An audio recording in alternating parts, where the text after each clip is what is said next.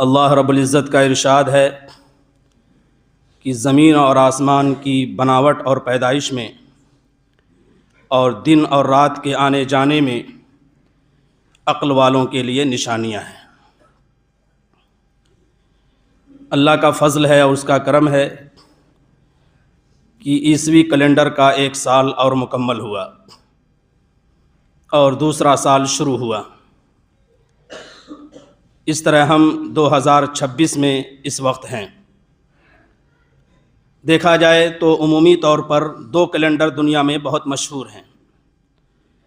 ایک کیلنڈر وہ ہے جو ہجری کیلنڈر ہے اور دوسرا کیلنڈر وہ ہے جو عیسوی کیلنڈر ہے۔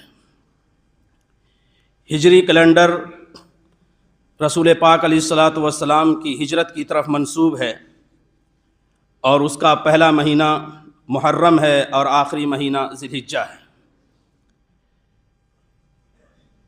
عیسوی کیلنڈر کی جہاں تک بات ہے تو اس کو حضرت عیسیٰ علیہ الصلاۃ والسلام کی ولادت کی طرف منسوب کیا جاتا ہے اور اس کا آغاز جنوری سے ہوتا ہے اور اس کا اختتام دسمبر پر ہوتا ہے۔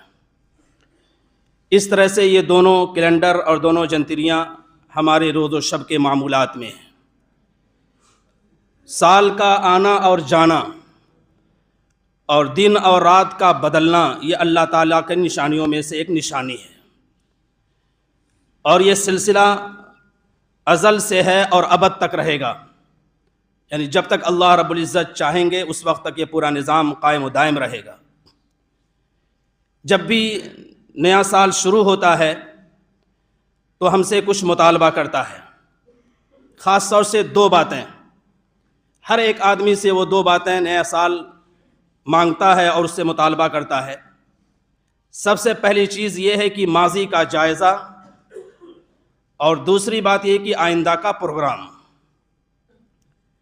یعنی ماضی میں گزشتہ سالوں میں، گزشتہ زمانے میں، گزشتہ دنوں میں، گزشتہ گھنٹوں میں اور لمحات میں جو ہم نے کیا ہے اس کا جائزہ لیں کہ کیا وہ فائدے کی چیزیں تھیں یا نقصان کی چیزیں تھیں، اور آئندہ کے لیے کیا ہم نے منصوبہ بندی کی ہے، کیا پروگرام بنایا ہے، کیا لائحہ عمل طے کیا ہے۔